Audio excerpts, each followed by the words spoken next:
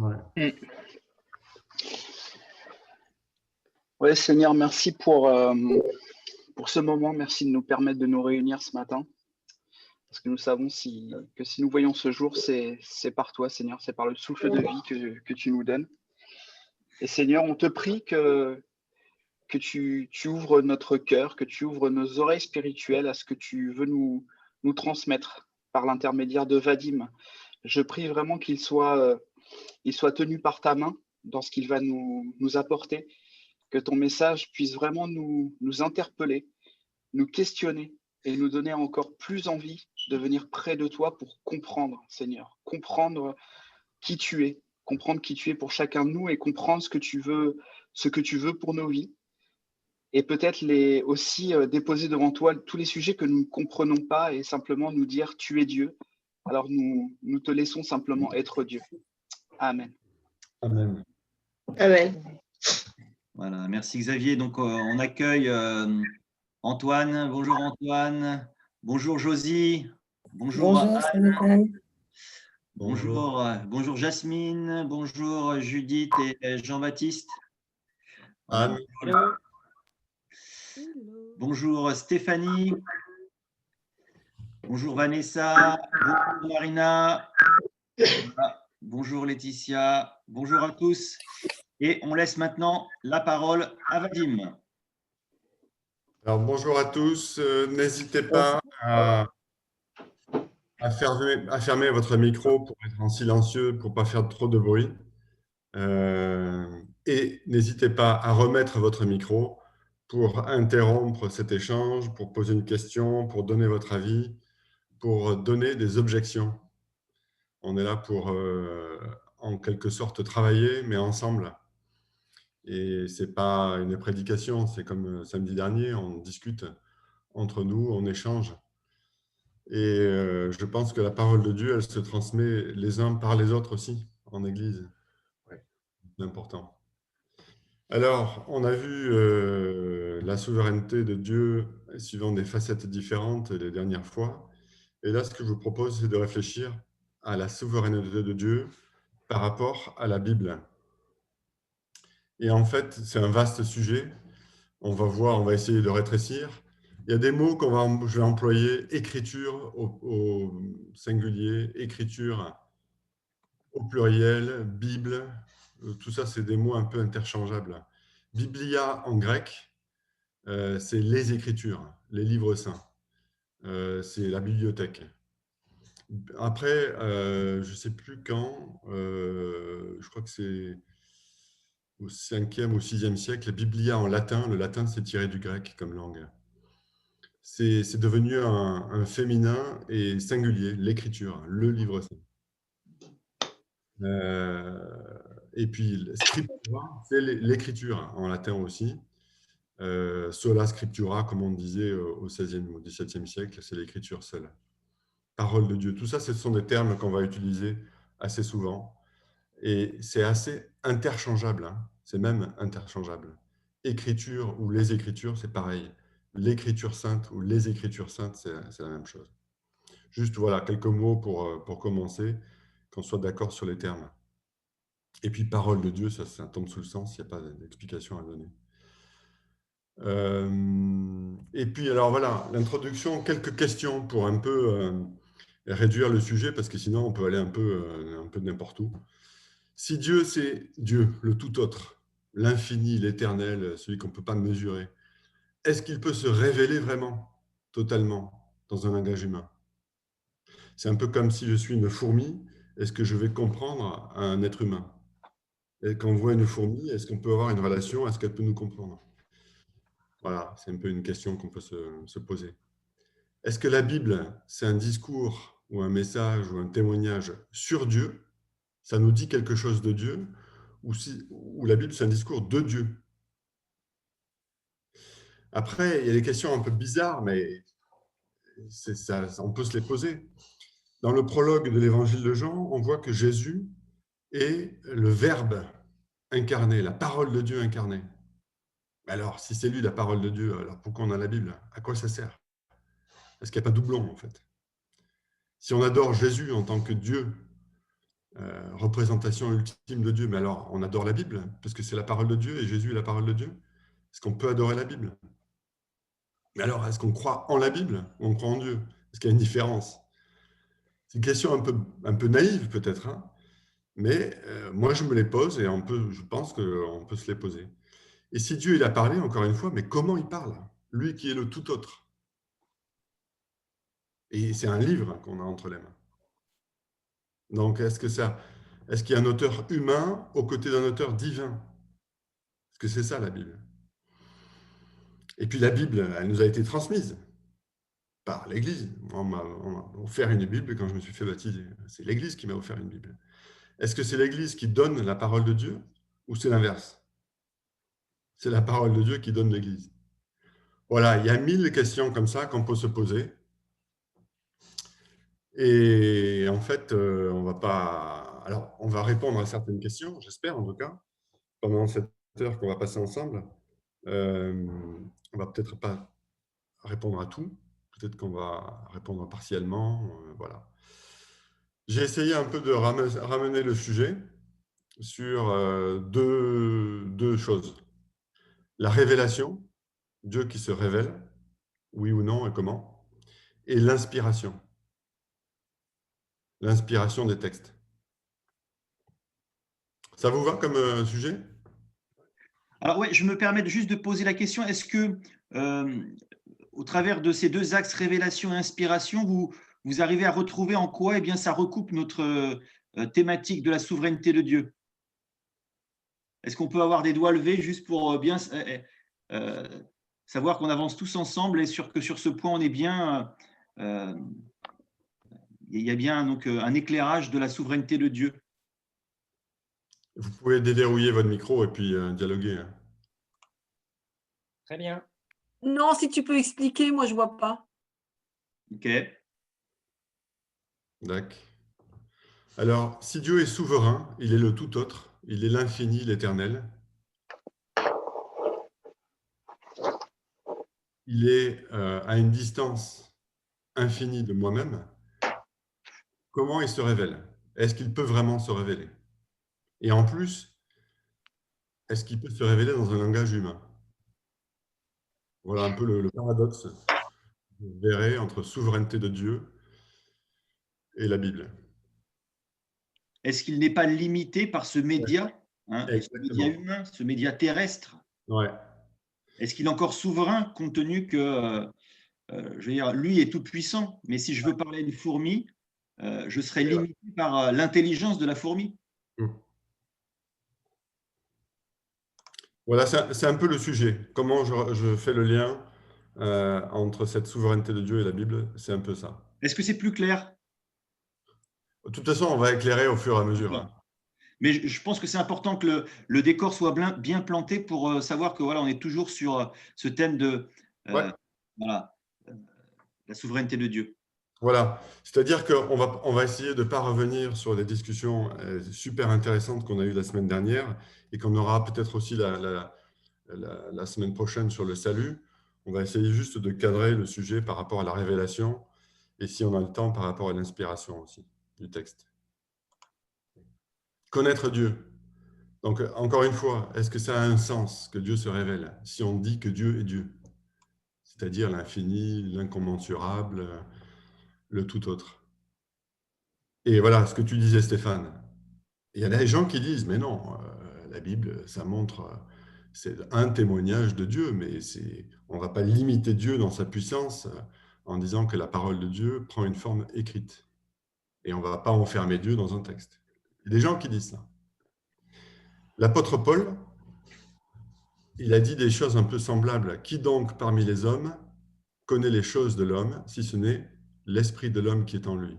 De même, personne ne connaît les choses de Dieu, si ce n'est l'esprit de Dieu. Et il y a plein de passages comme ça dans la Bible qui disent, attention, Dieu c'est Dieu. Xavier, il a dit ça dans sa prière.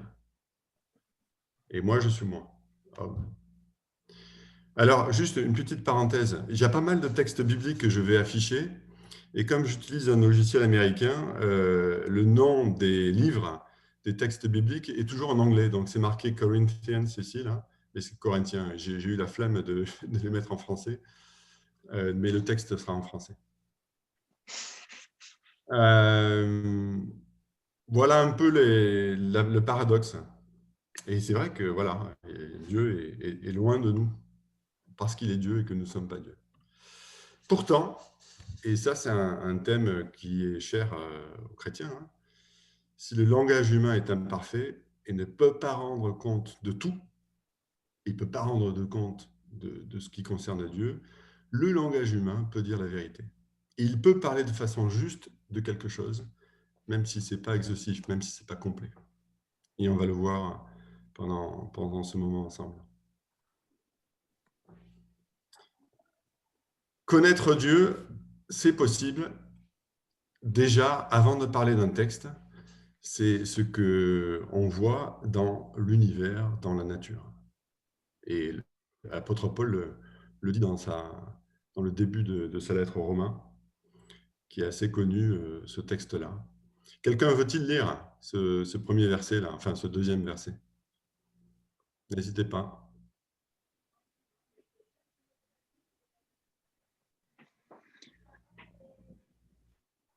Oui, je veux bien. Alors, Romains 1, 19 à 21. Ce qu'on peut connaître de Dieu est clair pour eux, Dieu lui-même le leur ayant fait connaître. Car depuis la fondation du monde, les perfections invisibles de Dieu, sa puissance éternelle et sa divinité se voient dans ses œuvres quand on y réfléchit. Ils n'ont donc aucune excuse, car alors qu'ils connaissent Dieu, ils ont refusé de lui rendre l'honneur que l'on doit à Dieu et de lui exprimer leur reconnaissance. Voilà, donc ça c'est un texte qui montre que oui, il y a Dieu qui se montre à travers ce qu'on voit. Et c'est vrai que je crois que c'est... Qui a dit un peu de science éloigne de Dieu, mais beaucoup en rapproche. Plus on réfléchit à la nature, plus on fait des recherches scientifiques, plus on se rend compte que c'est tellement extraordinaire le monde dans lequel on vit, ça pointe vers quelque chose qui dépasse notre capacité et qui montre Dieu. C'est Louis Pasteur. Ben, merci. Et c'est bien vrai, ça.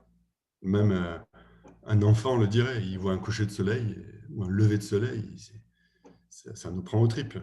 Ça nous montre Dieu. Ça, c'est la révélation générale.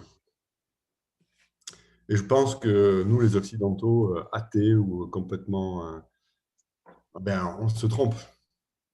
Les milliards de personnes qui ont vécu sur la Terre, elles ont toujours eu ce lien avec une vérité divine, et rien qu'en contemplant la nature. Ouais. Bon, on est tellement intelligent qu'on devient un peu myope. Mais la révélation, elle est spéciale, comment dire, elle est aussi individualisée, parce que là, on va parler à la personne, à l'individu. La parole, il y a une parole de Dieu qui a parlé, qui a été dite, et puis elle a été écrite. Et donc ça renvoie à la conception de Dieu, la théologie de Dieu, comme une personne. Et nous, les chrétiens, on insiste beaucoup là-dessus. Dieu, c'est une personne, et une personne, ça communique. Et la révélation parfaite, visible de Dieu, c'est Jésus-Christ. Et on peut le lire dans ce passage de la lettre aux Hébreux. Qui veut le lire? N'hésitez pas, lancez-vous, comme ça, c'est pas que moi qui parle. Hébreux chapitre 1, versets 1 et 2.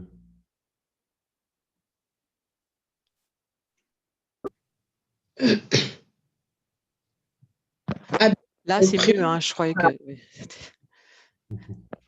Pardon. Donc, à bien des reprises et à bien des manières, Dieu a parlé autrefois à nos ancêtres par les prophètes. Et maintenant, dans ces jours qui sont les derniers, c'est par son Fils qu'il nous a parlé. Voilà, merci. Donc, on va voir, il y a beaucoup de textes qui parlent de ça, que Dieu parle. Et alors, je me suis rendu compte que moi qui n'aimais pas les discours où on utilise la Bible comme une mitraillette et on tire un tas de versets pour essayer de marquer le point, en fait. Je me suis rendu compte que je faisais exactement la même chose. Et en fait, je vais citer plein de versets qui appuient cette proposition-là de la révélation spéciale. Et donc, j'ai pris des versets et puis je vais vous les exposer là. Alors, entre nous maintenant, moi, je serais ravi que vous me disiez si un verset que je vous propose vous paraît complètement sorti de son contexte et donc détourné de son sens dans le contexte immédiat de l'auteur et dans son intention, vous me le dites et je le prendrai avec plaisir. C'est-à-dire que c'est toujours délicat de citer des versets bibliques parce que de temps en temps, on oublie que justement la pensée de l'auteur, elle n'allait pas dans cette direction. D'accord ? Bon, ça c'est important de se le dire ensemble. Alors, je vous propose que chacun prenne, déverrouille son micro, enlevez le mode silencieux et puis vous lisez de son tour un verset qui me semble, voilà, qui dit qu'on peut connaître Dieu. Exode chapitre 18, verset 16. Lorsqu'ils ont un différend, ils viennent à moi et je sers d'abri entre les patries. Je leur fais connaître les ordonnances et la loi de Dieu. C'est Moïse qui parle et il dit, Oui. voilà, les gens se disputent, moi je vais faire d'arbitre, etc. Et je leur ferai connaître les ordonnances et les lois de Dieu, que Dieu m'a montré. Donc on peut, par l'intermédiaire de Moïse et de son écrit, connaître Dieu. 1 Chronique, chapitre 28, verset 9. Ça, c'est David. Pardon. Oui. Quant à toi, Salomon, mon fils, apprends à bien connaître le Dieu de ton père et adore-le d'un cœur sans partage et d'un esprit bien disposé. Car l'Éternel regarde jusqu'au fond des cœurs et il discerne toutes les intentions. Si tu t'attaches à lui, il interviendra en ta faveur, mais si tu te détournes de lui, il te rejettera pour toujours. Amen. Une parole assez dure, mais voilà. Apprends à bien connaître le Dieu de ton Père. On peut apprendre à connaître Dieu. Psaume 76, verset 2.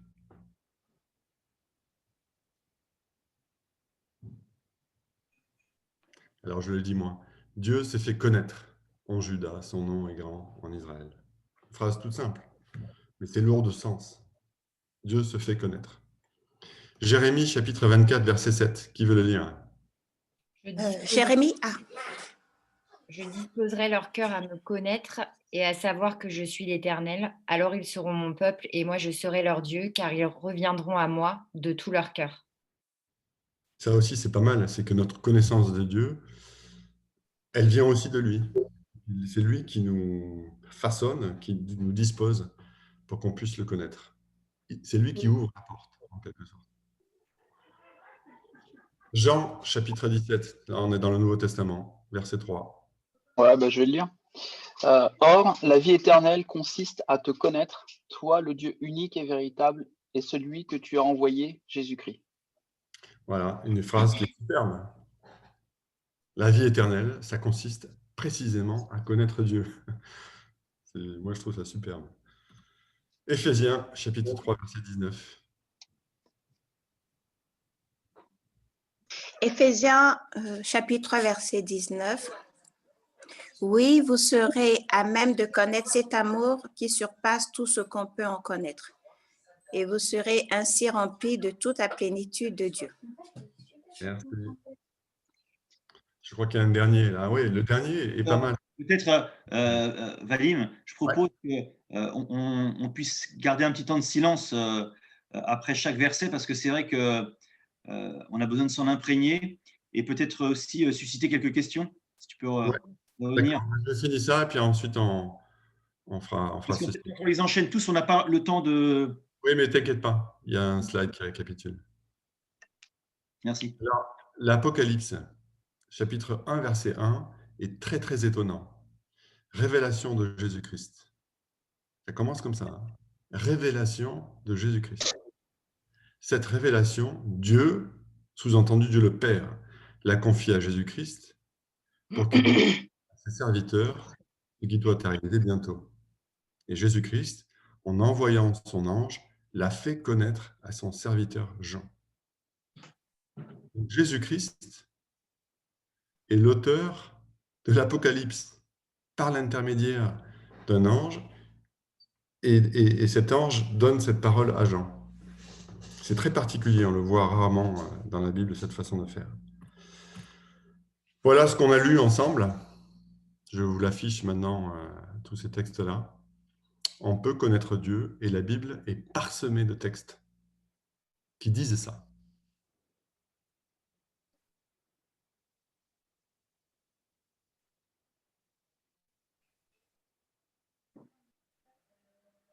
Profitons, ouais, c'est vrai. Est-ce que peut-être il y a des questions, des remarques par rapport à tous ces versets qu'on vient de lire?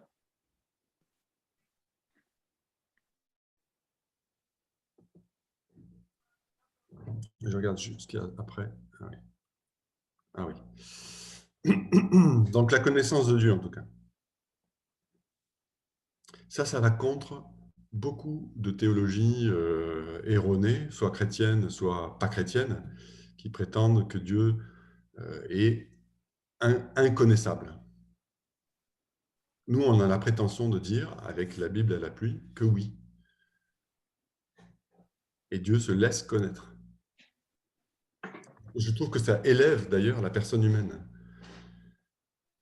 ça, en dignité.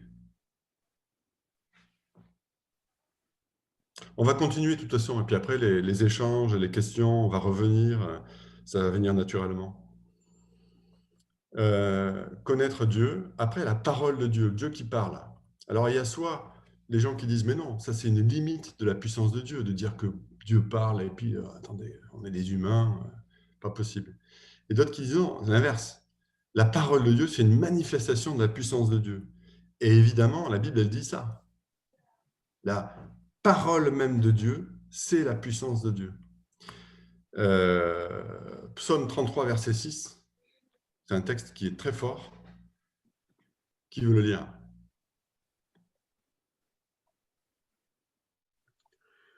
Je veux bien le lire. Ah, d'accord. Non, vas-y. Ok, donc alors, psaume 33, 6, l'Éternel a parlé, les cieux ont été faits par la parole de l'Éternel, et toute l'armée des étoiles est née du souffle de sa bouche. Voilà. Tout ce qui existe, on le voit dans les récits de la Genèse, hein. Dieu dit et la chose fut.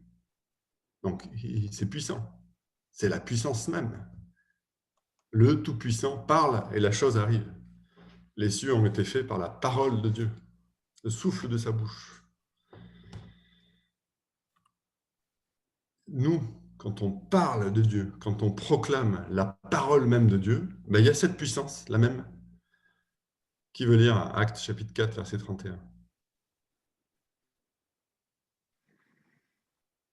Quand ils eurent fini de prier, la terre se mit à trembler sous leurs pieds à l'endroit où ils étaient rassemblés. Ils furent tous remplis du Saint-Esprit et annonçaient la parole de Dieu avec assurance. Voilà, une puissance de la parole de Dieu dite par des chrétiens.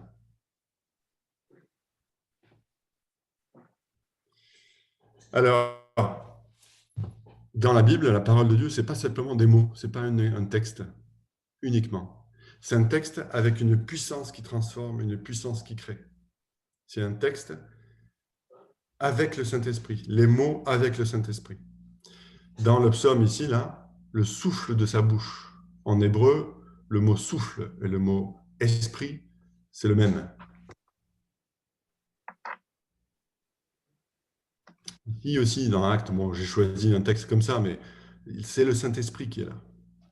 Ça va avec Dieu le Père, Dieu le Fils, Dieu le Saint-Esprit. Le Fils étant en parole, tout ça, ça va avec, c'est ensemble. La parole de Dieu, ce n'est pas uniquement un texte. Nous, chrétiens, croyants, quand on lit la parole de Dieu, on sait qu'on lit un texte qui est dit, qui a été conçu, dit, communiqué avec le Saint-Esprit. C'est la parole et le Saint-Esprit. Le souffle, quand on parle, qu'est-ce qu'on fait? On souffle. Hein, quand on parle, on peut voir qu'il y a de l'air qui passe. Et c'est ça. Le souffle, l'esprit porte la parole. Le souffle porte la parole. Et Là, pour reprendre cette idée aussi, Vadim, j'aime ce passage de Ésaïe qui dit que la parole de Dieu ne revient pas sans effet. Lorsqu'elle est prononcée, elle ne revient pas à nous sans effet, sans avoir accompli sa volonté et exécuté ses desseins. C'est-à-dire que sa parole, elle est opérante dans nos vies. Ouais. Elle accomplit sa volonté, donc on est en plein dans le thème de la souveraineté. Ouais.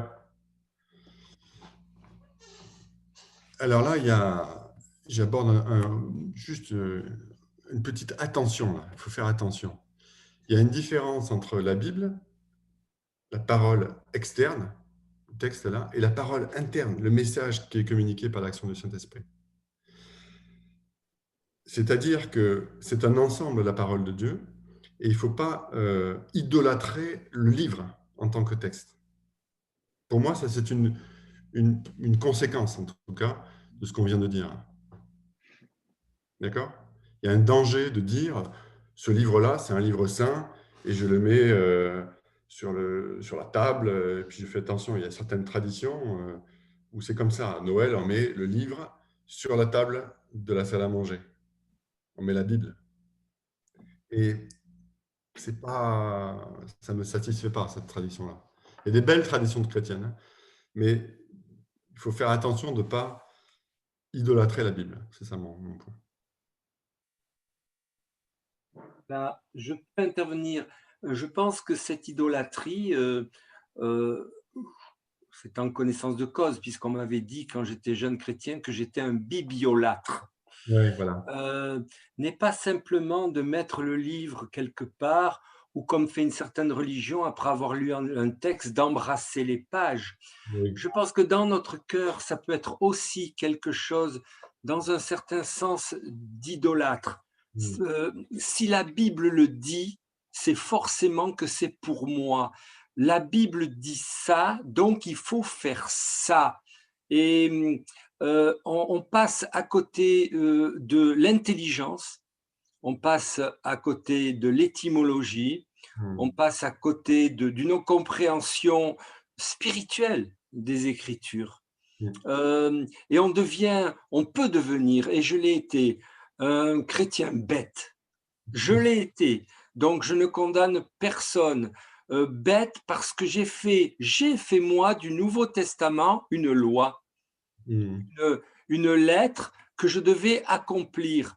Et je disais, la seule chose que j'ai pas fait, c'est de me raser la tête et de faire un vœu comme Paul, parce que c'était quand même un peu trop, en 1960, de me raser complètement la tête. Je crois qu'il n'y avait pas encore les skinheads à l'époque. Vous comprenez ce que je veux dire? Qu'il ne sorte de votre bouche aucune parole déshonnête. Je disais un petit mot grossier et je me repentais parce que je trouvais que je n'étais pas à côté de la Bible. Voilà, il y a cette idolâtrie de vouloir s'aligner sur l'écriture sans en comprendre le texte, le contexte, et sans en comprendre aussi le pourquoi. Pourquoi Paul a dit ça? À qui? Comment? Voilà. Est-ce que je suis clair dans mon explication? C'est une idolâtrie. Oui. Dieu regardait mon cœur aussi, mais c'est quand même une forme d'obéissance légaliste. Oui, merci Eddy. Ouais.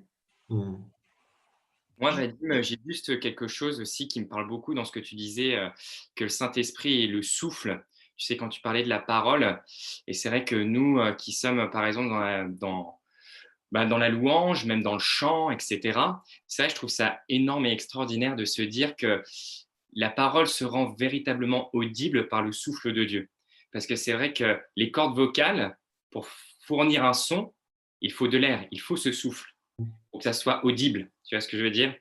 Et dans cette image-là, je trouvais une forme de beauté de dire oui, c'est par le souffle du Saint-Esprit que la voix de Dieu se rend audible. Et en ça, on est créé en image de Dieu. Exact. Même, ouais.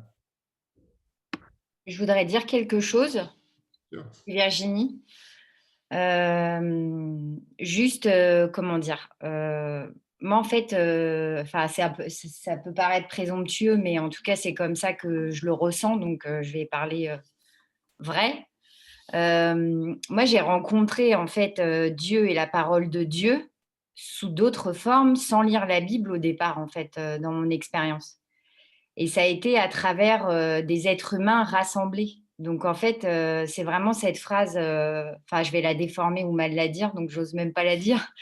Un extrait de la Bible où, dans le Nouveau Testament, je crois à un moment, c'est dit quand vous êtes 2 ou 3, je suis au milieu de vous.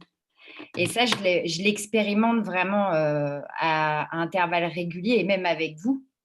Quand on est tous ensemble et qu'on partage, en fait, ça se transmet, quoi. Et pour moi, c'est la somme de tout ça qui fait un petit bout de Dieu. C'est jamais une seule parole d'une personne, ou c'est un ensemble. Et c'est un mystère aussi, ce que mon cœur entend et ce qu'il n'entend pas, ce qu'il reçoit pas et ce que l'autre reçoit. Enfin, c'est très mystérieux tout ça. Et en fait, quand j'ai ouvert la Bible la première fois et que j'ai lu certains passages, je me suis dit, mais ça m'a choquée parce que je l'avais vécu avant. J'ai dit, mais c'est un truc de fou en fait, ce truc. Donc, ce qui a marqué dans ce livre d'il y a 2000 ans, en fait, on peut le vivre aujourd'hui. Pas tout, pas littéralement tout, mais il y a des choses qui m'ont vraiment, vraiment parlé. Donc, c'est juste un témoignage pour dire que, en tout cas, en ce qui me concerne, la parole de Dieu, elle a plein de formes. C'est très large. C'est un vêtement ample, Dieu. C'est pas serré dans un bouquin. Voilà, c'est tout. Non, je vous poserai la question tout à l'heure entre le rapport entre l'Église et la parole de Dieu, parce que c'est un sujet aussi qui fait débat.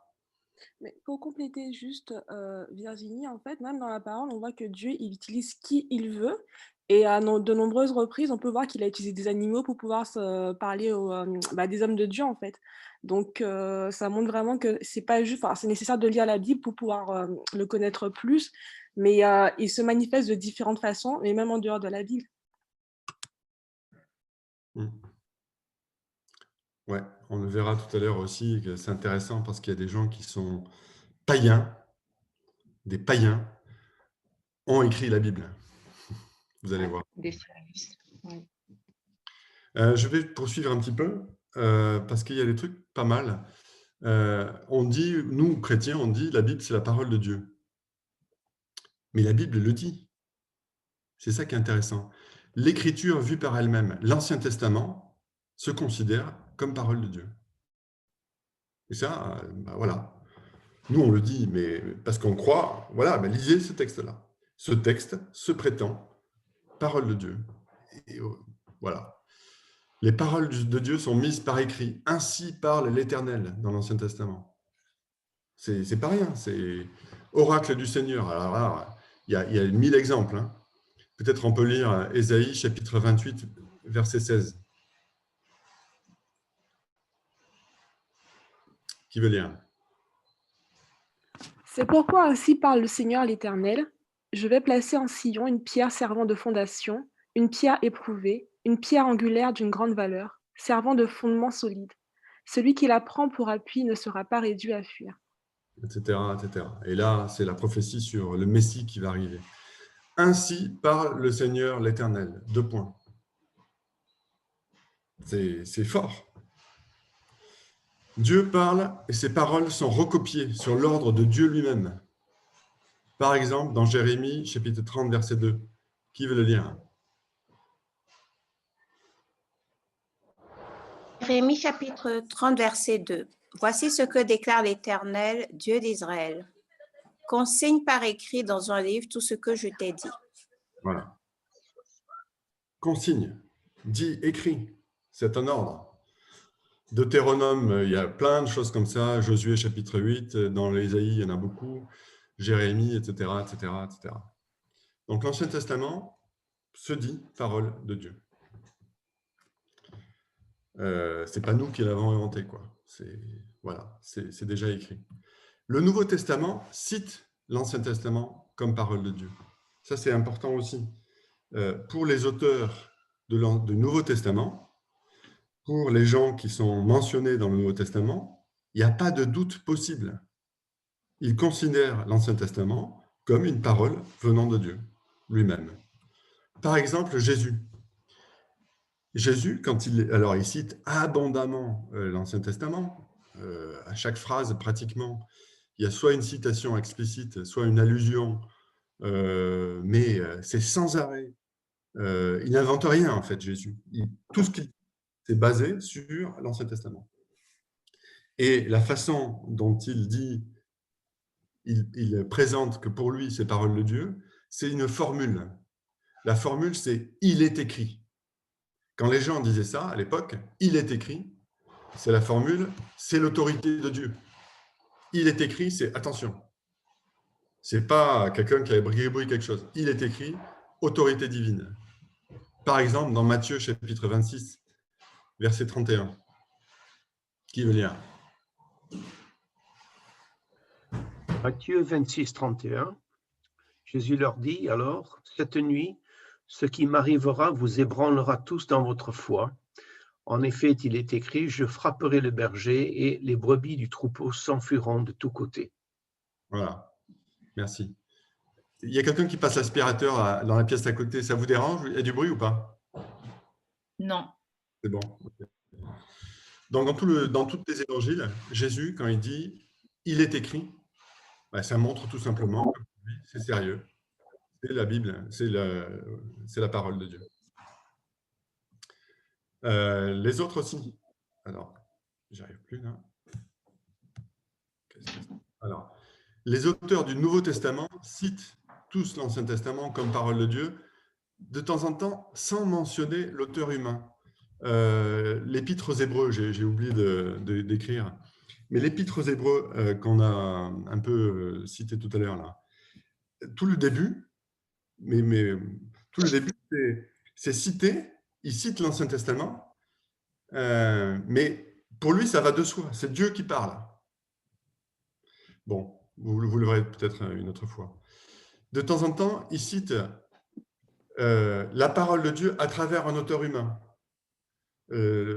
Alors, c'est Pierre qui parle dans le livre des Actes, chapitre 4, verset 25, et Pierre qui dit, dans sa prière, « C'est toi, Seigneur, qui as dit par l'Esprit Saint, qui s'est exprimé par la bouche de notre ancêtre David, ton serviteur, pourquoi cette agitation parmi les nations, etc. etc. » Donc, il cite pourquoi cette agitation parmi les nations, il cite le psaume, et il dit, ce psaume de David, par notre ancêtre, la bouche de notre ancêtre David, mais il dit explicitement, c'est toi, le Saint-Esprit, toi Dieu, qui s'est exprimé par la bouche de David. Voilà. Vous voyez, vous voyez la compréhension qu'ils ont des psaumes. Ce que David dit dans le psaume, c'est Dieu qui le dit. Aussi fort que ça.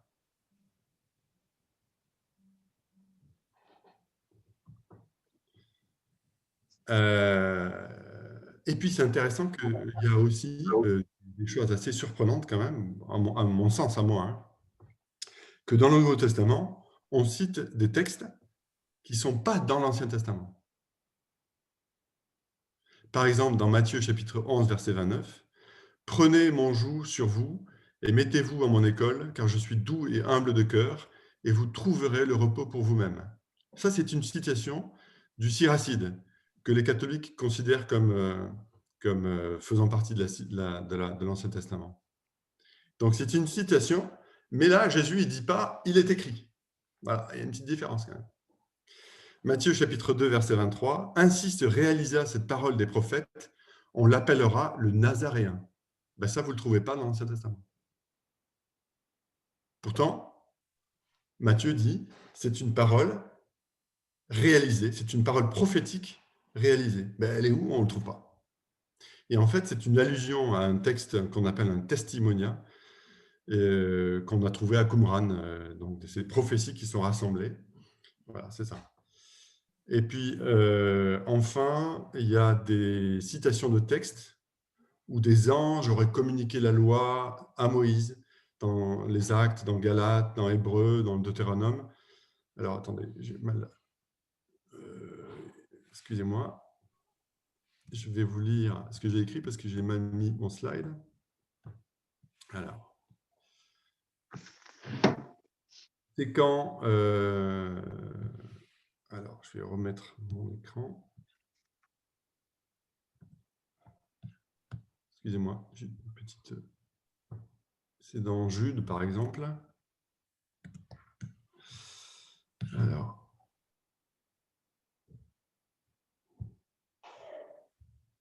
Est-ce que vous voyez mon écran?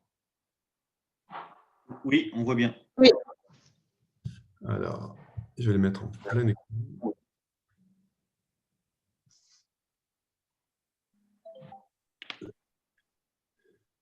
Donc, la littérature, en fait, on cite une littérature juive entre la fin de l'écriture de l'Ancien Testament et l'époque de Jésus. Il y a 200 ou 300 ans qui se sont passés. Et il y a eu une profusion d'œuvres littéraires juives, où on cite, par exemple, Jeannès et Jambres dans 2 Timothée, chapitre 3, verset 8, où Paul fait allusion à ça. Donc, ce sont des écrits de tradition juive. L'archange Michel dans Jude, etc. OK? Le Nouveau Testament, il y a une autre chose intéressante, c'est que le Nouveau Testament se considère comme parole de Dieu.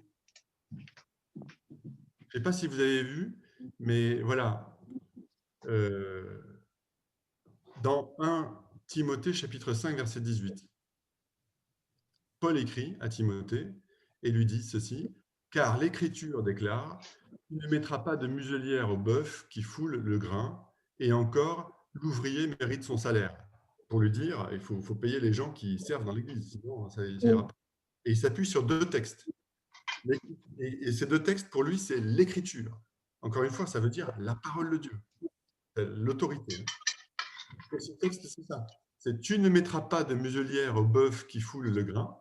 Ça, c'est Deutéronome, chapitre 25, verset 4. Et il dit « L'ouvrier mérite son salaire ». Et ça, vous ne trouvez pas dans l'Ancien Testament. C'est l'évangile de Luc. Donc, Paul avait lu l'évangile de Luc. Est-ce que Josie, tu peux te mettre sur silencieux, s'il te plaît, parce que je crois qu'il y a un peu de bruit. Donc, Paul, visiblement, avait lu le texte de Luc, qui était son collaborateur, Luc, hein, il a travaillé avec lui pendant des années, et il cite l'évangile de Luc comme étant l'écriture. C'est assez beau, ça. OK? L'apôtre Pierre, quand il écrit ses lettres, 1 Pierre et 2 Pierre, parle des écrits de Paul. Et regardez ce qu'il dit. 2 Pierre, chapitre 3, versets 15 et 16. Est-ce que quelqu'un veut lire? Comprenez bien que la patience du Seigneur est le salut des hommes. Paul, notre frère bien-aimé, vous l'a aussi écrit avec la sagesse que Dieu lui a donnée. Il l'a fait comme dans toutes ses lettres, où il aborde ces sujets. Certes, il s'y trouve des passages difficiles à comprendre, dont les personnes ignorantes et mal affermies déforment le sens, comme elles le font aussi pour leur propre ruine. Des autres textes de l'Écriture. Si tu dis c'est pas ça, on est fou. Ah, des autres textes de l'Écriture. Oui. Elles déforment le sens pour leur propre ruine, comme elles le font des autres textes de l'Écriture. Okay. Donc, vous voyez le parallèle. Il dit, Pierre, ce qu'a écrit Paul, c'est aussi important que les autres textes de l'Écriture. Alors, vous voyez un juif qui dit ça. Pour lui, le juif, attention, la Torah, l'ensemble de l'Ancien Testament, c'est ultra sacré. Pierre, il dit, Paul, c'est au même niveau. Donc déjà, dans le Nouveau Testament, il y a des gens qui disent, non, ça c'est l'Écriture sainte. À cette époque, au 1er siècle, pendant qu'ils écrivaient le Nouveau Testament, ils disent ça, des premiers chrétiens. Et le troisième point que j'aborde ici, c'est Paul qui semble avoir conscience d'écrire la parole de Dieu.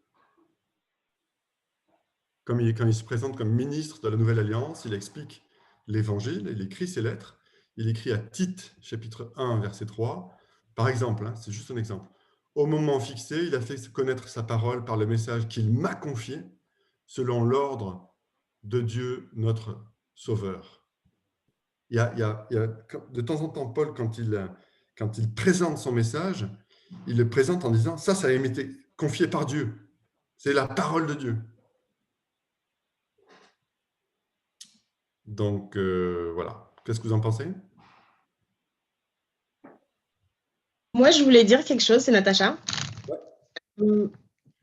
En lisant la Bible, l'Ancien Testament et le Nouveau Testament, enfin pour rejoindre les deux, c'est la parole de Dieu, parce que quand on lit, moi j'ai commencé à lire la Bible comme un livre, et en fait au fur et à mesure, en lisant la Bible, je me suis rendu compte qu'en fait, Dieu a fait un puzzle dans l'Ancien Testament, si je peux expliquer comme ça. Et en fait, avec le Nouveau Testament, pour nous, en fait, ça nous montre un peu, on a la photo, entre guillemets, du puzzle. On voit à peu près comment le puzzle a commencé dans l'Ancien Testament et du coup se révèle dans le Nouveau Testament. Donc pour moi, les deux, c'est vraiment la parole de Dieu qui, du coup, pour nous chrétiens, nous permet de comprendre l'Ancien Testament, ce qu'il y avait, parce qu'il y a des révélations qui sont dans l'Ancien Testament, ou si on s'arrête que sur l'Ancien Testament, on n'arrive pas à comprendre, en fait, du coup, le Nouveau Testament ou ce qui est dit dans l'Ancien Testament. Je ne sais pas si on comprend à peu près ce que je veux dire. Et pour moi, effectivement, les deux, c'est la parole de Dieu. Donc, quand tu dis que Paul dit ceci est la parole de... Enfin, en gros, Paul dit ceci est la parole de Dieu, pour moi, oui, ça va dans... Ça tombe sous le sens. Je ne sais pas si on a compris à peu près ce que je veux dire. Oui, c'est clair. Voilà.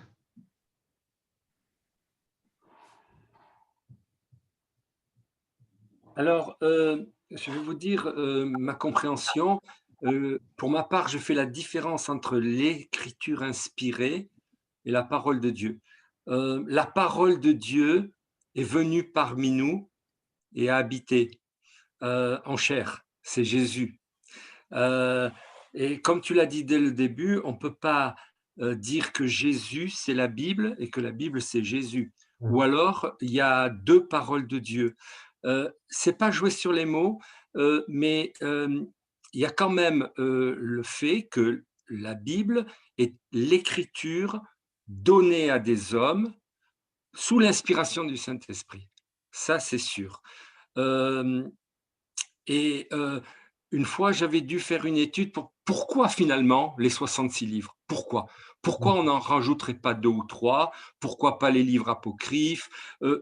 J'avais lu que les rabbins, les rabbis, ceux qui sont au-dessus des rabbins, s'étaient renseignés sur tout, sur les dates, sur les lieux, pour reconnaître ou évacuer ce qui n'était pas conforme à la Torah et à l'enseignement que Dieu a donné dans ce que nous appelons l'ancienne alliance, qui est la première alliance. Parce que pour un juif, dire l'ancienne alliance, ça veut dire ton vieux livre. Enfin, c'est comme ça que je le... C'est vraiment, c'est péjoratif. En ce qui concerne le Nouveau Testament, la seconde alliance qui nous a été donnée par Christ, les 27 livres, ils ont été reconnus par les pères de l'Église. Et là, peut-être que des gens qui ont fait des écoles bibliques, moi pas, peuvent confirmer cela. Ils ont tous été écrits par des gens qui ont connu Jésus ou des gens qui ont connu une personne qui a connu Jésus. C'est pour ça qu'on peut refuter des livres qui ont été écrits, par exemple, sans nommer lesquels, au VIe siècle. Hein, voilà. Donc, ces 27 livres sont inspirés dans le sens que c'est des conciles qui se sont créés au 1er et au 2e siècle. Après, bien sûr, avec Gutenberg, ils ont été rassemblés. C'est intéressant quand même de soulever ça parce qu'on rencontrera des gens qui nous diront « mais qui vous dit que ça n'a pas été transformé? Qui vous dit qu'on ne peut pas rajouter des livres ?» Voilà. Maintenant, c'est vrai que j'aimerais un éclairage avec vous pour savoir quand Timothée, par exemple, parle des Écritures, en fait, de quoi il parle exactement. Parce que longtemps, je me suis posé la question sans avoir vraiment de réponse. Est-ce qu'il parle des 66 livres ou pas? Qu'est-ce qu'ils entendent quand ils disent dans la Bible, toute parole est inspirée de Dieu, toute parole, voilà. Est-ce que toute parole va tuer les tous? C'est inspiré de Dieu et c'est pour moi, avec les enfants aussi, il faut que je tue les enfants. Voilà, toute parole est inspirée de Dieu, me cause problème et de savoir qu'est-ce qu'avaient ces personnes sous l'inspiration du Saint-Esprit quand ils parlent des paroles inspirées de Dieu. Voilà. Je veux juste dire que quand ils disent, quand ces auteurs renvoient à l'Ancien Testament, Jésus, Paul, tout le monde, ils renvoient à notre Ancien Testament. C'est-à-dire la loi, tout le Pentateuque, la Torah, ce qu'ils appellent, les prophètes et les écrits, sagesse, proverbes, etc. Enfin, la Qoéleth, l'Ecclésiaste. Pour eux, ils ont une conception très claire de ce à quoi ils se réfèrent. Et ça mérite une étude approfondie, mais même si ces auteurs, même si Jésus ne cite pas tous les livres de l'Ancien Testament, explicitement en disant voilà, moi je crois que l'Ancien Testament est composé de Genèse, Exode, Lévitique, etc., etc. En faisant des recoupements, on comprend que oui, ils citent ça. Pour eux, la parole de Dieu, de l'Ancien Testament, l'écriture, c'est tout ce qu'il y a dans notre Ancien Testament. Alors qu'ils auraient pu dire, ouais, mais avec toute la production littéraire jusqu'à énorme qu'il y avait, ils auraient pu dire, non, mais la parole de Dieu, c'est aussi ça, c'est aussi ça, c'est aussi ça. Donc, ils se réfèrent à notre Bible à nous, à l'Ancien Testament. Après, la deuxième question, c'est dans la loi de Moïse, extrêmement violente, ben oui, c'est parole de Dieu. Et Moïse le dit. Moi, je dis la parole de Dieu. Mais là on s'embarque dans je pense, dans un débat sur la loi qui moi je ne saurais pas faire aujourd'hui. Moi, je trouve que ça a été intéressant ce qui a partagé aussi On t'entend mal. tu m'entends pas bien? Est-ce que vous m'entendez Là, c'est bien? mieux, là. Ouais, c'est mieux. Je disais que c'était très intéressant l'image qu'avait donnée Natacha par rapport au puzzle.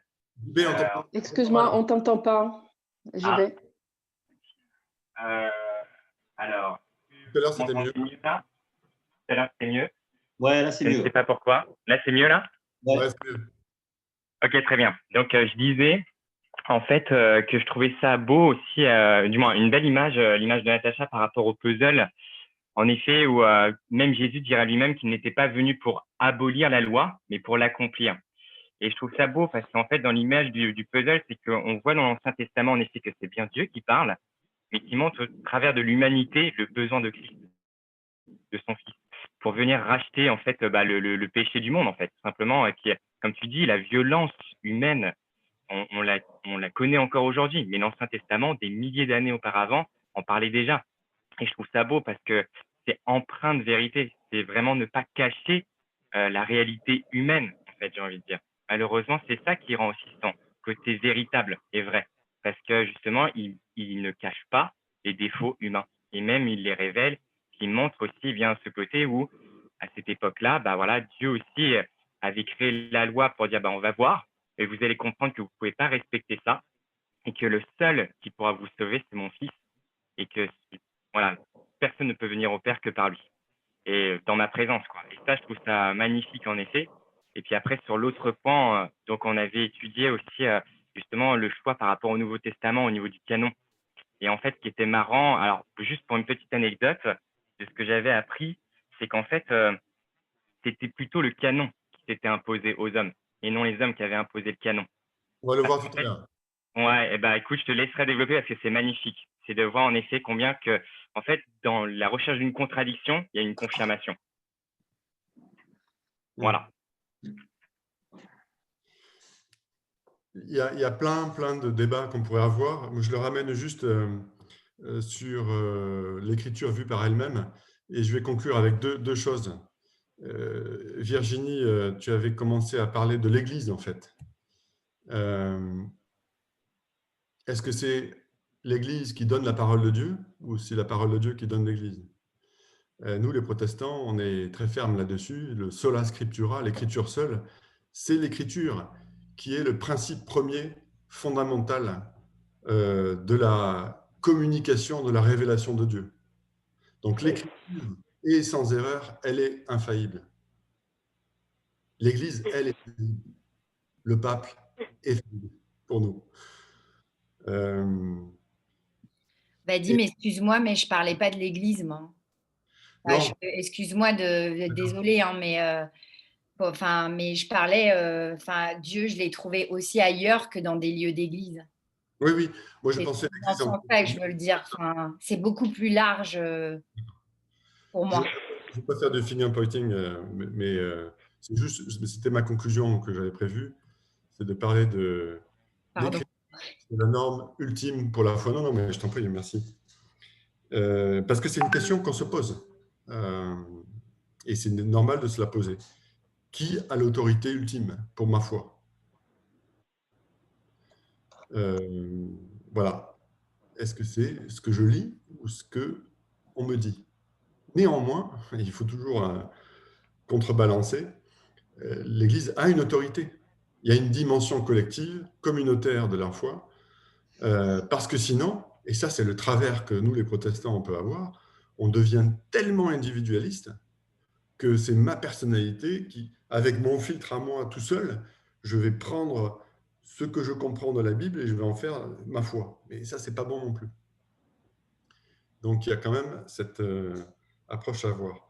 Et comme le disait JB, ce qui est super intéressant, c'est que quand on voit l'histoire de l'Église, les chrétiens n'ont pas attendu de se réunir en convention internationale, les conciles, comme on disait, pour dire, ben voilà, ça c'est la Bible, ça c'est pas la Bible. En fait, très tôt, de manière naturelle, ils ont pris ces textes, ils ont dit, oui, c'est la parole de Dieu. Et alors après, il y a eu des conciles pour se dire, ouais, mais qu'est-ce qu'on fait de Enoch, qu'est-ce qu'on fait d'un tas de trucs, on ne sait pas trop si c'est dans la Bible ou pas, et puis ils se sont dit, mais non, ça c'est pas parole de Dieu, au fil des siècles. Mais voilà, il n'y a pas eu de concile ou de synode particulier pour que la Bible émerge en tant que parole de Dieu. Oui, pardon. Pour ce qui concerne le sola scriptura, il y a 5 choses. C'est-à-dire que nous reconnaissons, nous, l'écriture seule. À l'inverse, il y a ceux qui reconnaissent l'écriture et la tradition. La deuxième chose, c'est nous sommes sauvés par la grâce uniquement, alors que certains disent on est sauvé par grâce et par l'adhésion à certains sacrements. Il n'y a pas que la grâce. La troisième chose, c'est Christ seul. Et donc, d'autres disent que c'est Christ et l'Église. La quatrième chose, c'est nous sommes sauvés par la foi. Certains disent oui, par la foi, mais il faut quand même qu'il y ait les œuvres. Et la cinquième chose, c'est à Dieu seul la gloire. Et des personnes disent oui, mais on ne rend pas la gloire qu'à Dieu seul, on rend la gloire à d'autres personnes. Il faut rendre la gloire à d'autres personnes. Bien sûr, Dieu, Père, Fils et Saint-Esprit. Voilà, c'est une explication par rapport au sola scriptura. Je suis clair? Oui, mais je me concentre sur l'un des solas. Ah, d'accord. Ah, pardon alors. Oui. Parce que sinon, on va trop loin et on s'écarte du sujet. Ah oui, d'accord. Ok. La Bible et la souveraineté de Dieu, ok. Pour nous, c'est super important. C'est seulement l'écriture qui est C'est seulement l'écriture, d'accord. L'autorité ultime et infaillible. Ceci dit, et ce que j'ai mis dans le slide, l'Église a une autorité, il y a une dimension collective de la foi et communautaire, et même la tradition. Parce qu'en bon évangélique, on se dit, ben non, la tradition, c'est humain, etc. Mais non, la tradition, Paul en parle, Jude en parle. La tradition, c'est transmettre la foi. Mais ça, c'est important aussi. Et j'ai 2-3 versets ici. Paul qui dit à la première lettre aux Corinthiens, chapitre 11, verset 2, Je vous félicite, vous Corinthiens, de vous souvenir de moi en toute occasion et de maintenir fidèlement les traditions que je vous ai transmises. 2 Thessaloniciens, chapitre 2, verset 15, demeurez fermes, frères, et attachez-vous aux enseignements que nous vous avons transmis. Ça, c'est la tradition. C'est ça la tradition. La signification, c'est l'enseignement transmis. Enseignement transmis soit de vive voix, soit par nos lettres. Et Jude aussi dit la même chose. Mes chers amis, j'avais le vif désir de vous écrire au sujet du salut qui nous est commun. J'ai vu la nécessité de le faire maintenant, afin de vous recommander de lutter pour la foi qui a été transmise une fois pour toutes à ceux qui appartiennent à Dieu. Cette logique de transmission n'est pas à négliger. C'est-à-dire qu'on n'est pas amené, c'est une des conclusions que je vous propose, et après j'ai un dernier slide, on n'est pas appelé à revenir à une église primitive, ce n'est pas ça le but, mais à retenir toute l'histoire de l'église. On est en mouvement et on s'enrichit de tout ce que l'histoire, notre histoire en tant qu'Église universelle, nous a appris. D'accord? Ça, je pense que c'est important. Et on est en train de redécouvrir nous, ça, en relisant.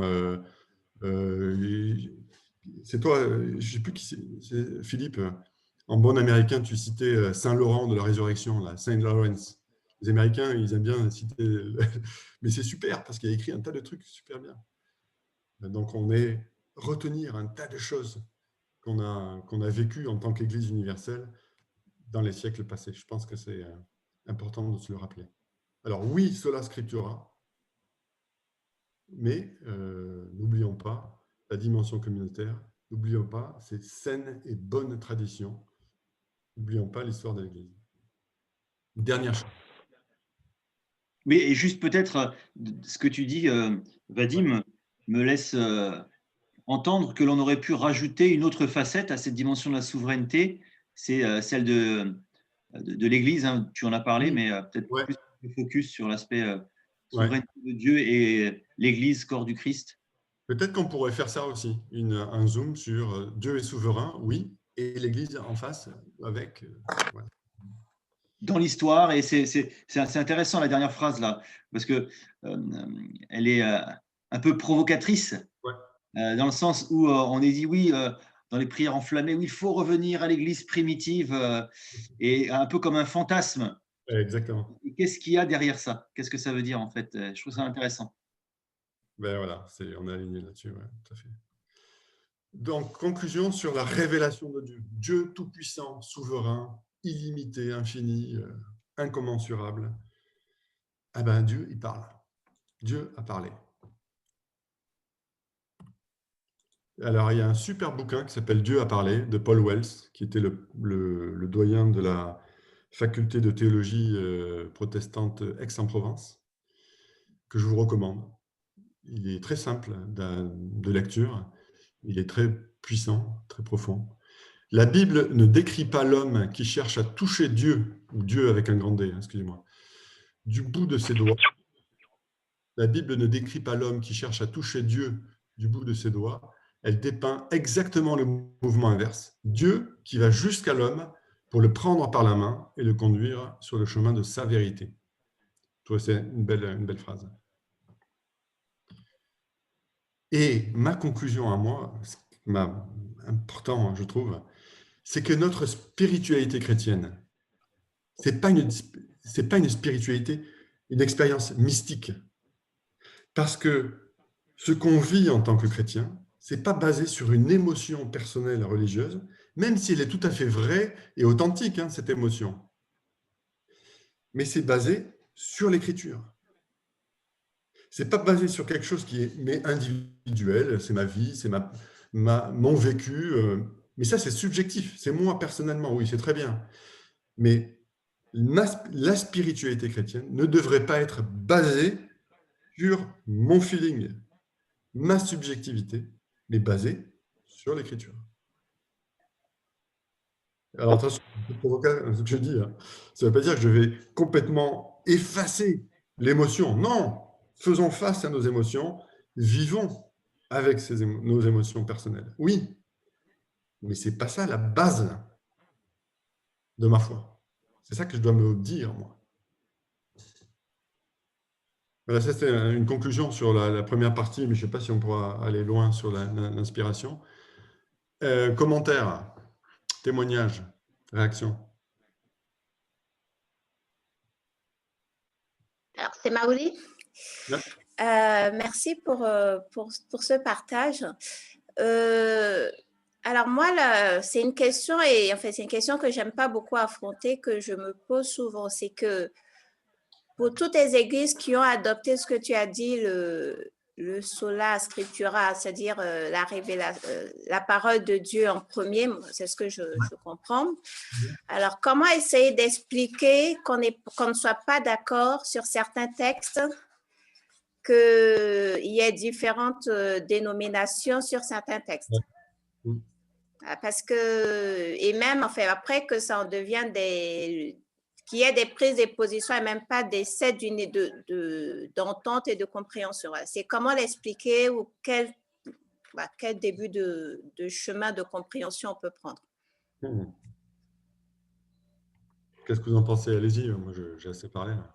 Mais c'est une super question, oui, tout à fait. La dénomination, c'est la parole de Dieu.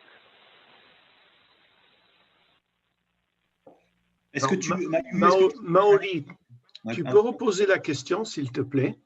Alors, ma question, c'est de dire que alors, je mets de côté la foi qui prend en considération la Bible et les traditions. Ça, c'est un autre débat. Mais quand on prend les églises qui sont uniquement sur la parole de Dieu, oui. Comment essayer de comprendre qu'on ne soit pas tous d'accord sur la parole de Dieu? Qu'il y ait des oppositions. Je vais prendre un cas récent dans lequel je discutais, c'est par exemple qu'il y ait des oppositions fermes sur le rôle des femmes dans l'Église. C'est basé sur la parole de Dieu. Voilà, comment expliquer ça? Comment parce que c'est des questions qu'on peut avoir, mais on a un début de compréhension. Voilà, c'est ce que j'aimerais avoir. Il y a des débats dessus, mais quel début de compréhension on peut se donner pour arriver à... Si je pouvais reformuler ta question, c'est pourquoi est-ce que Dieu, dans sa souveraineté, et le raccrocher au thème, n'a pas permis que cette parole, elle soit unique, comme un fil de rasoir, et qu'elle soit tranchante dans le sens que même les plus petits sujets qui peuvent nous paraître anecdotiques ne prêtent pas à diverses interprétations. Oui, unique dans son interprétation, ouais, surtout. Oui, c'est ça. Okay. Alors, moi, je n'ai pas la réponse. Par contre, Mayouli, moi, je suis un blog qui s'appelle Servir ensemble, où il y a une théologienne, Marie-Noël Lyoder, qui en parle justement par rapport à ce débat sur la place de la femme dans l'Église. Donc, si tu veux, en dehors du Zoom ou sur le groupe WhatsApp, je pourrais t'en l'envoyer. Je n'ai pas la réponse personnellement, mais ça peut être déjà quand même un bon éclairage si ça t'intéresse. Après, la question de Maoli, elle est beaucoup plus globale. Hein. Oui, j'imagine bien, mais après, si par la demande concrète, donc elle veut. Le message. Elle est tout à fait pertinente. Hein. Oui. Quel que soit le sujet, pourquoi on n'est pas tous d'accord quand on lit le même texte? Tout à fait. Alors, est-ce que ce n'est pas possible que justement nous sommes tous en train d'interpréter, chacun de nous avec notre subjectivité, même quand on va dans les langues, même quand on retourne dans l'hébreu ou le grec, nous sommes dans notre subjectivité d'interprétation. Nous sommes tous dans des a priori culturels aussi dans nos interprétations. Et souvent, il y a eu au fil des années dénomination après dénomination qui ont démarré sur des interprétations particulières. Je vous dis un exemple, Darby. C'est John Nelson. On a la Bible Darby, on la connaît, et c'est de lui qu'est venue justement toute cette idée de l'eschatologie, justement, de l'enlèvement de l'Église et de la manière que ça allait être fait. Alors, on se pose la question, d'où est-ce que c'est venu pour Darby. Et en recherchant dans l'histoire de Darby, en fait, on retrouve que c'est ressorti d'une manière, je ne vous dirai pas exactement comment, demandez-moi si vous voulez plus tard, mais c'était quelque chose qui est arrivé, qui n'était pas dans les Écritures, mais une révélation de quelqu'un d'autre, mais c'est devenu une interprétation. Et ensuite, il y a eu tout un système théologique qui a été créé à partir de Darby et ensuite son disciple Scofield, où on a créé toute une interprétation eschatologique du livre de l'Apocalypse. Et ensuite, on a créé un groupe d'églises qui croient que ça. Et donc, parfois, c'est parce que justement, nous sommes dans un contexte où nous sommes des hommes et des femmes qui sont aussi pécheurs, qui sont aussi divisionnaires.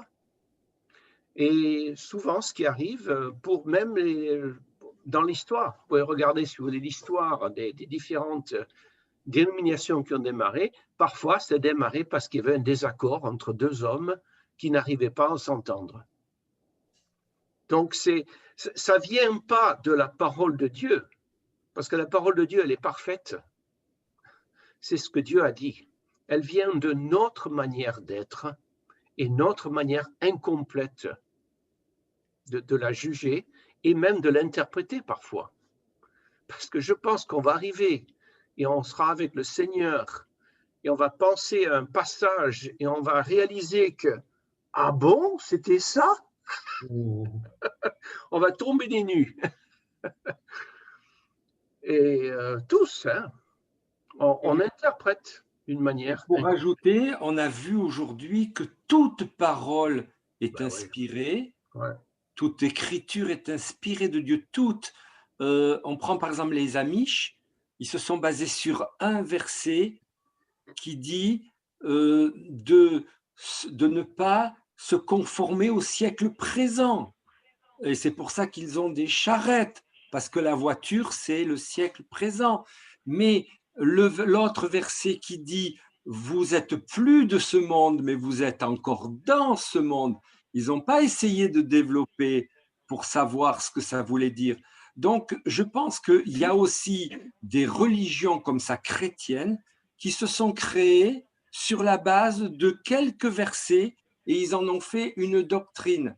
Alors, que nous puissions aussi, nous, considérer toute l'écriture dans son ensemble et surtout en recevoir l'inspiration, parce qu'on n'a pas parlé de ça aujourd'hui, mais Dieu a donné l'écriture à des hommes, mais il faut qu'elle soit inspirée. C'est ce que nous appelons le réma, une parole qui devient esprit et vie en nous, pour nous personnellement. Et je pense que ça, c'est très important.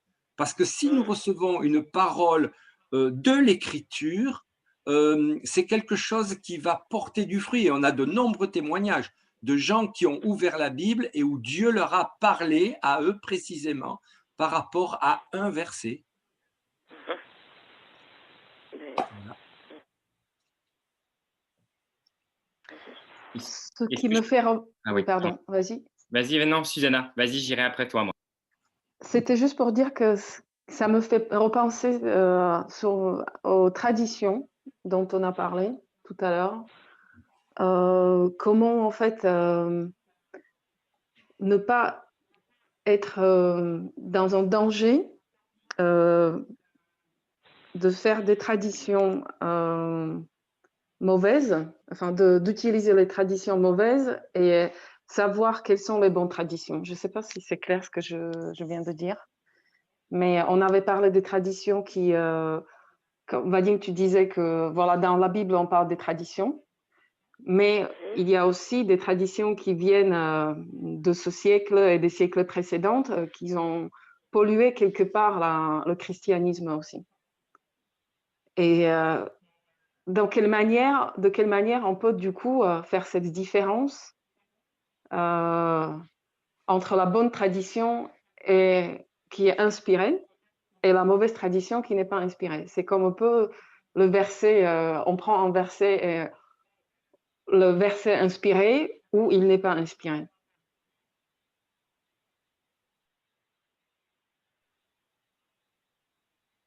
Encore une fois, l'autorité, c'est l'écriture, dans son ensemble, comme on le disait précédemment. Et c'est à cette lumière-là qu'on doit tout éclairer et tout analyser.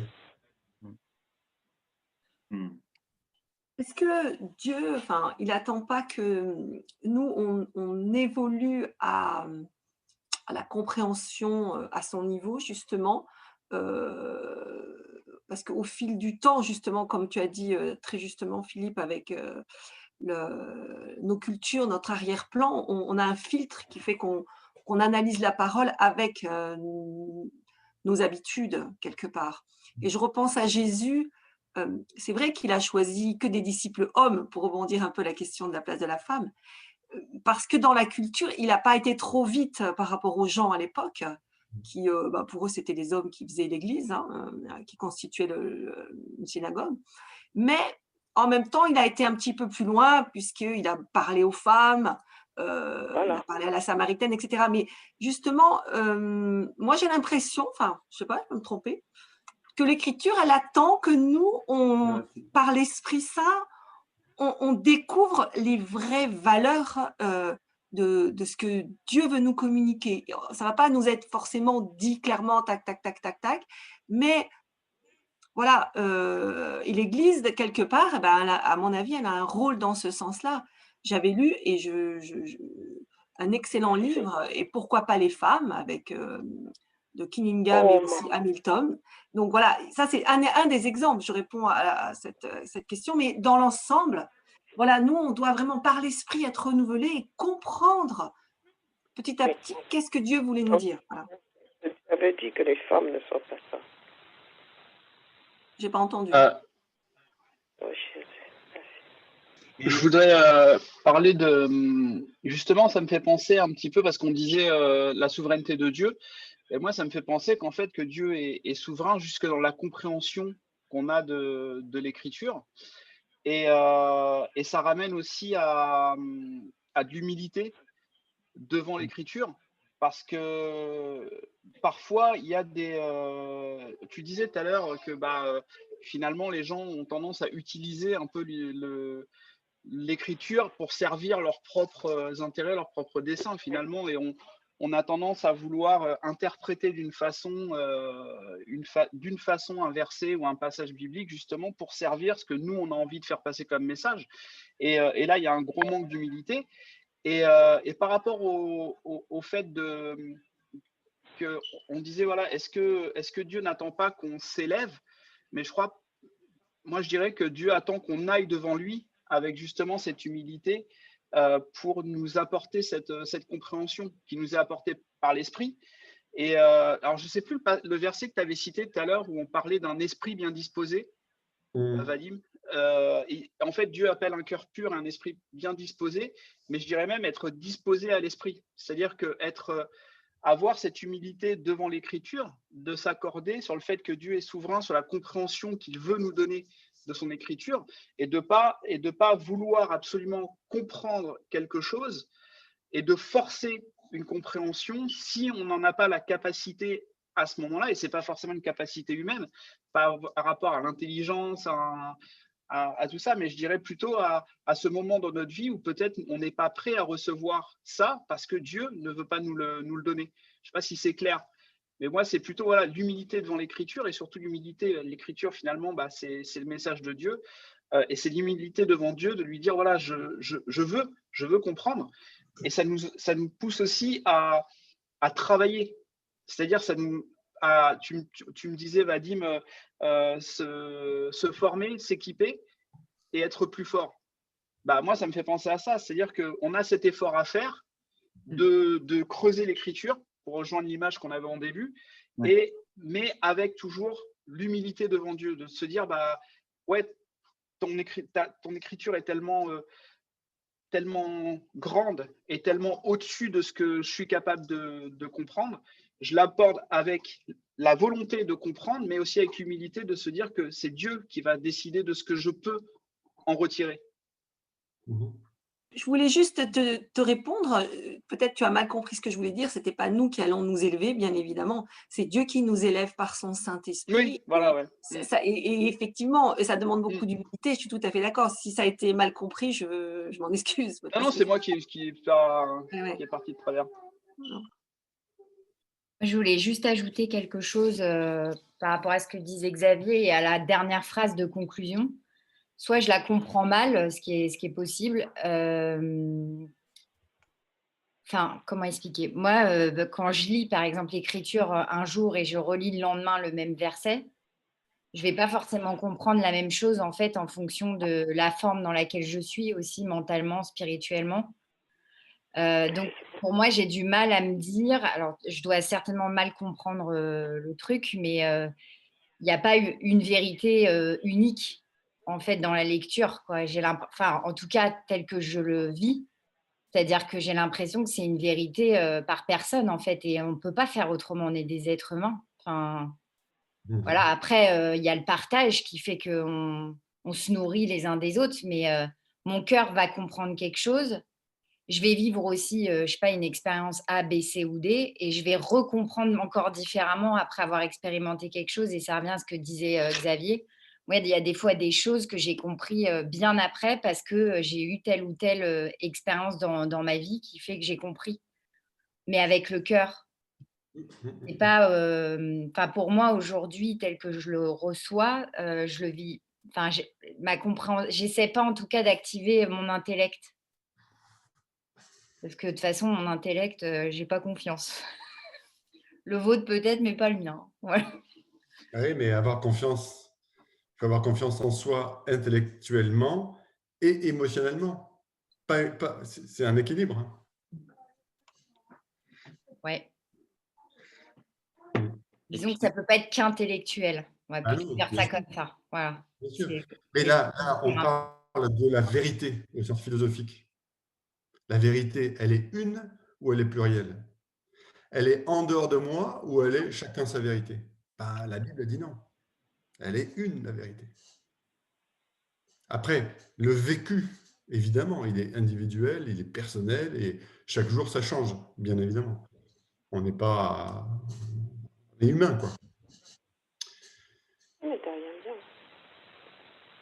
Et moi, je voulais juste intervenir par rapport à ce qui a été en fait partagé par chacun hein, juste avant.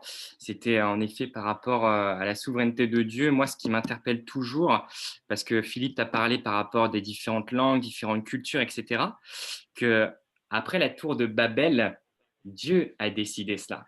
Pourquoi? Parce qu'il y avait un point à travers de cette décision, c'est l'orgueil humain. Et en fait, je crois qu'aussi Dieu, au travers de sa souveraineté, nous ramène à notre état d'homme, qu'on ne peut pas être à la hauteur de Dieu, que seul Dieu a la vérité. Et au travers de notre faiblesse, malheureusement, de culture, Susanna t'a dit à très juste titre, la tradition aussi parfois, ou nos émotions, comme tu disais Virginie, eh bien en fait, tout ça nous ramène à un état où on est dans ce cheminement de la foi, où Dieu nous ramène à l'humilité de dire qu'il n'y a pas un homme qui a la vérité, c'est Christ qui est la vérité. Et quand Jésus dit qu'il est le chemin, la vérité et la vie, c'est nous ramener à cette humilité de dire « Seigneur, j'ai besoin de toi pour te comprendre. Et j'ai besoin de méditer ta parole pour te comprendre. » Et c'est vrai que c'est là où moi-même, je me dis « Gloire à Dieu » parce qu'en effet, il n'y a pas un homme sur cette terre qui a la vérité, que j'ai besoin de mes frères et de mes sœurs dans le cheminement de ma foi. J'ai besoin de l'Église dans son image, de l'épouse de Christ, pour grandir, pour être nourri par elle, tout simplement comme l'image d'une mère qui nourrit son enfant. J'ai besoin de cela et que le Père, qui est un bon Père, me donnera ce dont j'ai besoin pour être en effet formé et être un enfant qui soit solide, fort, pour accomplir ce qu'il m'appelle à accomplir sur cette terre.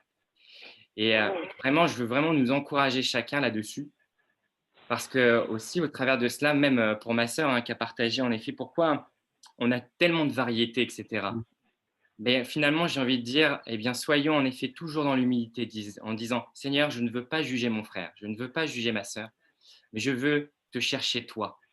Et quand Dieu dit cherchez et vous trouverez, il y a bien une discipline, je trouve sainte, bonne pour nous, de dire que nous avons chacun d'entre nous à chercher. et pas à nous dire je vais prendre telle parole, et c'est terminé et ce ne sera pas d'autres possibilités, d'autres façons de voir peut-être, de remettre en question peut-être des pensées que j'imaginais être la vérité justement, mais de dire Seigneur, qu'en penses-tu toi? Et puis dans ce cheminement de prière, dans la méditation, comme on en avait parlé dans une prédication, dans la lecture de sa parole, qui nous donne en effet un cadre et qui nous permet de sous-peser eh bien, toutes les décisions que nous devons prendre sur cette terre, parce que c'est très, très, très difficile. Et je trouve que voilà, là-dessus, je reconnais la souveraineté de Dieu du fait qu'il veut rester Dieu et qu'il veut qu'on vienne à lui pour lui demander quelle est la vérité. Et je pense qu'en effet, une méditation de sa parole, mais l'étude de sa parole, et comme vous l'avez dit, par rapport à un texte pris hors de son contexte est un prétexte. C'est une démarche aussi de chacun d'entre nous d'aller creuser les Écritures et puis de poser nos questions comme on le fait là ce matin, parce que ça fait partie de notre cheminement de foi. Voilà, chers frères et sœurs, ce que je voulais vous partager, parce que je pense qu'en effet, il y a beaucoup, beaucoup de choses qu'on ne comprendra pas, mais gloire à Dieu, parce qu'il veut en effet ces choses pour qu'on vienne le chercher, lui. Amen. Amen, amen. Est-ce qu'on peut encore partager un peu quelques minutes et puis on va prier et on va conclure? Je ne pense pas qu'on va faire l'inspiration de l'Écriture et la souveraineté de Dieu ce matin.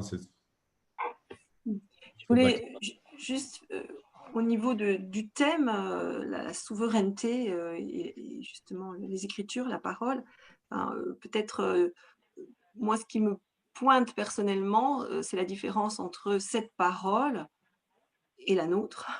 Parce que nous, justement, en tant qu'humains, tu l'as dit, Vadim, une parole qui est créatrice. Parce que nous, quand on parle, on ne crée pas un objet, quoi. On ne peut pas, pas possible. Pour moi, ça fait vraiment cette différence. Aussi, je lisais ce matin dans Ésaïe 40 au verset 8, il est dit mais la parole de notre Dieu subsiste éternellement.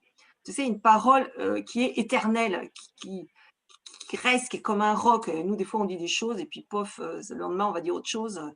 Et voilà, et peut-être que aussi on peut trouver d'autres choses. Enfin, je pensais que ça serait orienté comme ça, le sujet. Donc, je voulais quand même dire, mais bon, voilà, c'est orienté aussi différemment. Mais c'était bien, on a appris beaucoup de choses.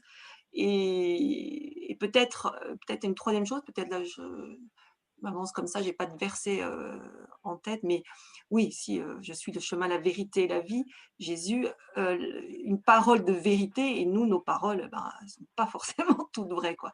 Donc voilà, moi, c'était ces 3 angles. Peut-être qu'il y en a d'autres pour appuyer sur cette souveraineté de Dieu. Et il y a peut-être 1000 autres aspects encore à développer. Merci Nathalie. Effectivement, ça serait bien de développer tout ça, mais j'ai pris juste un angle. Vadim, moi, c'est pas vraiment une question. Déjà, tout d'abord, j'ai beaucoup apprécié l'intervention de Jean-Baptiste. Et moi, la question que je me posais, c'est et Jésus, il dirait quoi en fait? Parce que je pense pas que le temps où Jésus était sur Terre, il n'ait pas abordé toutes les questions qu'on se pose. Et je crois que, enfin, je sais pas, mais moi, j'ai ressenti qu'on a beaucoup parlé des hommes, de Paul, des autres, et c'est tout honorable. Mais Jésus, je pense qu'il a traité cette question. Et chacune de nos interrogations, pour moi, Jésus, il les a traitées. Et moi, ma question, c'est Jésus, il en pense quoi? Il aurait dit quoi dans qu'est-ce qu'il a dit en venant? Qu'est-ce qu'il nous a laissé comme témoignage par rapport à ces questions qu'on se pose? Je sais pas si je suis claire. Ouais. J'ai juste souligné le fait que Jésus a insisté pour qu'on lise l'Ancien Testament comme parole de Dieu, avec l'autorité de la parole de Dieu. Il est écrit. Ça, c'est la formule qui dit attention. Ce n'est pas un bouquin habituel. Donc Jésus dit attention. Et ce qui est super, c'est que dans l'Évangile, Jésus à chaque fois il dit réfléchissez. Vivez, mais réfléchissez. Allez voir les écrits, lisez, étudiez. C'est la parole de Dieu. Elle est là pour que vous y alliez. Voilà, j'ai juste dit ça. Et puis dans l'Apocalypse, où Jésus lui-même est l'auteur de l'Apocalypse, c'est assez inhabituel. Vadim, il y a aussi, ça me faisait depuis le début, je pense beaucoup à ce passage dans Jean 14, quand Jésus promet le Saint-Esprit. Ouais. Et je crois que là, il y a vraiment une confiance à mettre dans les promesses de Dieu. Alors, si on prend tout le passage avant, il explique, voilà, si vous m'aimez, vous suivrez mes commandements. Il y a vraiment tout cet amour qui est tourné vers Dieu. Et le passage dit, mais le défenseur en justice, le Saint-Esprit que le Père enverra en mon nom, vous enseignera toutes choses et vous rappellera tout ce que je vous ai dit moi-même. Donc, je trouve que là-dedans, il y a une promesse vraiment, enfin, pour moi, qui est incroyable, parce que ça nous promet que lorsqu'on va s'approcher de Dieu, il va nous donner les possibilités de comprendre, il va nous donner l'esprit qui va nous permettre de comprendre son écriture. Et quand il dit, il vous rappellera tout ce que je vous ai dit moi-même, c'est aussi nous donner cet éclairage sur les enseignements de Jésus quand il est venu.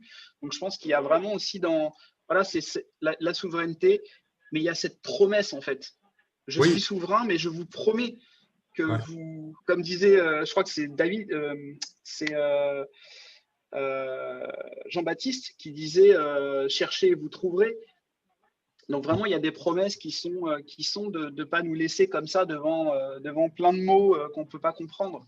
Donc, je crois qu'il y a, c'est très, enfin pour moi, ce passage m'est venu tout de suite quand on a abordé le sujet, quoi.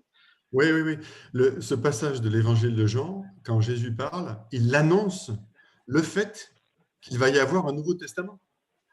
Je vous rappellerai tout ce que je vous dis. Le Saint-Esprit va inspirer des gens qui vont écrire pour vous rappeler tout ça. Il annonce le principe même de la deuxième partie de la Bible. Voilà. Je pense que dans l'étude biblique à l'IBN là, que vous suivez, ils vont parler de ça. La constitution, le canon du Nouveau Testament, c'est basé aussi sur des paroles comme ça de Jésus, dans Jean chapitre 14. Quand tu as parlé d'humilité, je pense que l'Écriture dit que nous comprenons tous partiellement. Et je pense que c'est le cas pour des révélations, mais aussi quand nous lisons l'Écriture.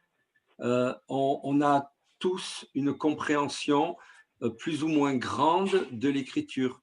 Pas parce qu'on est plus intelligent, mais une fois, j'avais eu comme une vision que Jésus délicatement soulevait le voile de notre incompréhension, mais délicatement, et chacun pour notre part. C'est pas, il arrache tout d'un coup un voile, même s'il est dit que le voile a été déchiré de haut en bas lorsqu'il est mort. Ça, c'est le voile de notre résurrection en lui. Mais la révélation se fait progressivement en fonction de plein de paramètres. Et c'est pour ça qu'il faut qu'on soit humble. Ça répond aussi à une question, pourquoi des gens comprennent l'écriture d'une telle ou telle manière. Peut-être parce qu'ils n'ont pas encore compris certaines choses dans le domaine spirituel. Et pourquoi cette lettre a été, ou ce verset a été écrit à la manière spirituelle qu'il a voulu être dit. Voilà. Après, comme je vous l'ai dit, soyons intelligents, demandons à Dieu cette intelligence pour comprendre les choses en fonction de là où nous sommes aujourd'hui et maintenant.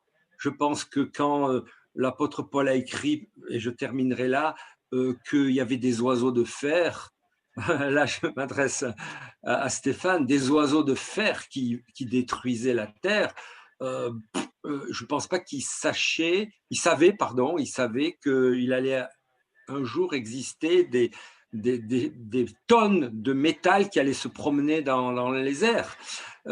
Voilà, il y a une compréhension progressive aussi en fonction des temps dans lesquels nous sommes.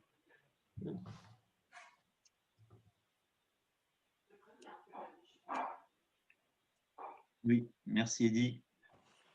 C'est vrai qu'il y a cette notion de révélation progressive de Dieu dans l'histoire de l'humanité. Je pense aussi à Daniel, qui dit que dans les temps de la fin, la connaissance augmentera. Et alors que nous vivons en fait une évolution fulgurante de la connaissance par la science, et qu'on est tenté de dire qu'en gros, la foi est obsolète, eh bien, au final, on se rend compte que non, cette science ne vient pas contredire la parole de Dieu, mais qu'elle vient en fait la conforter quand on y regarde de plus près. Et il en est de même pour nous aussi. Avoir foi dans la souveraineté de Dieu, dans cette révélation, eh bien, c'est croire qu'avec humilité, on ne comprend que partiellement les choses, pour reprendre ce qui a été dit sur la parole de Dieu. On ne comprend que partiellement. Et qu'il nous faudra toute une vie pour. Et merci à Xavier pour cette belle photo qu'il a trouvée qui illustre parfaitement notre sujet. On creuse avec une pelle dans ce livre fabuleux dans lequel il y a de la lumière, hein, et qui nous éclaire dans notre vie. Et c'est vrai que parfois, cette lumière, eh bien, pour certains, elle est un peu bleutée, d'autres, elle est un petit peu plus avec des côtés verdoyants. Mais c'est cette parole de Dieu et qui nous éclaire dans ce que… Et c'est là où on voit la fabuleuse souveraineté de Dieu, qu'elle nous éclaire dans notre contexte de vie. Pour reprendre ce que disait Virginie, cette parole de Dieu, cette souveraineté de Dieu, elle utilise sa parole pour nous éclairer dans notre quotidien, dans ce que nous vivons à l'instant T. Et c'est vrai que je suis toujours ébloui, fasciné de voir que comment Dieu nous utilise quand on prêche la parole. J'ai des retours après où en fait je me rends compte que cette parole, elle n'a pas forcément touché la personne de la même manière. Pourtant, elle est unique, elle a un message, mais elle nous touche aussi, elle nous parle plus d'une certaine manière par rapport à ce que nous vivons. Voilà. Peut-être qu'avant de prier, encore laisser une dernière question. Moi, je voulais juste dire, souvent, je vois la parole de Dieu comme un millefeuille. C'est-à-dire qu'on découvre plein de couches, plein de couches, plein de couches. Ça donne faim, hein? Ouais. À nous d'être patients, courageux, zélés pour creuser cette parole et découvrir cette souveraineté de Dieu. Voilà. Est-ce que quelqu'un voudrait prier en notre nom à tous pour demander au Seigneur que tout ce qu'on s'est dit, échangé, on puisse le méditer et que ça fasse du bien à notre foi? Philippe, peut-être?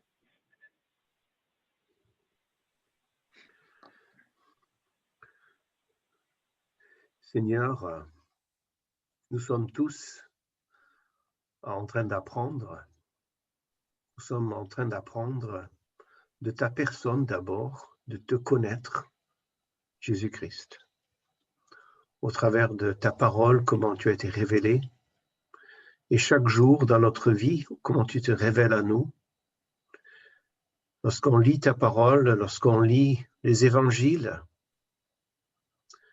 Et Seigneur, je prie que ce matin, avec ce partage que Vadim a fait, que tu puisses aider chacun à découvrir comment creuser, Seigneur, pour eux, comment étudier, comment lire, et même peut-être comment relire maintenant, Seigneur.